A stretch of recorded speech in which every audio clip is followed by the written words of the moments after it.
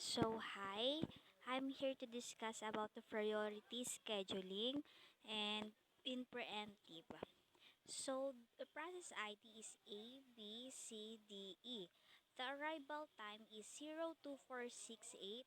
Then the CPU burst is 63542. The priority is first is the letter C. Then the second one is D at E.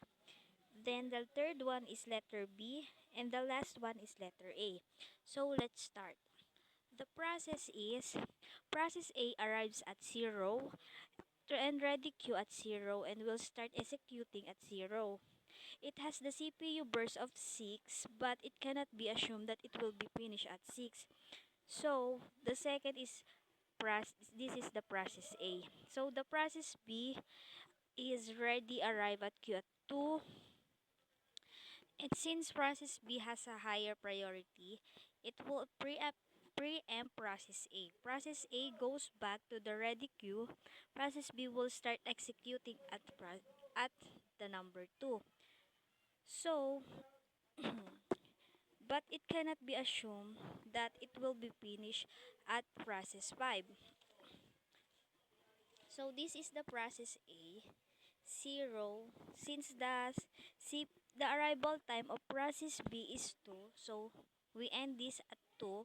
Then process B arrives 2, so the CPU burst of this is 3, but it cannot be goes at 3 since the arrival time of letter C is 4, so we have to end up to number 4. This is the process B. Process C arrives at the ready queue at 4 since this is the arrive time of process C. So, since process C has the higher priorities, since it is 1, we will start executing at process we will start to count since the CPU burst of C is 5. So 1, 2, 3, 4, 5. So it exactly finish at 9 process C. Since the next is process D, it is the next priority. So we assume that it will end at 13 since the CPU verse of this is 4. So we will count 4. 1, 2, 3, 4. So it will end to number 13. Let process D. Next, same as process D, process E will end at exact 15 because the CPU burst of this is 2 since process E is also the second priority. So we will count 1, 2, it will end at 15. Since process A did that finish exactly, process B is the higher priority to process A, so process B will arrive first. So process B, since it not exactly finished, so we will move one from the right, then it ends at 16. Process B. Since the last one is process A, we count 1, 2, 2 moves in process A, but the CPU burst is 6, so 6 minus 2 is equal to 4. So the next move is the process C. We will count for to end the process. 1, 2, 3, 4. So process A goes to number 20 since the CPU burst total is number 20. To get the waiting time arrival,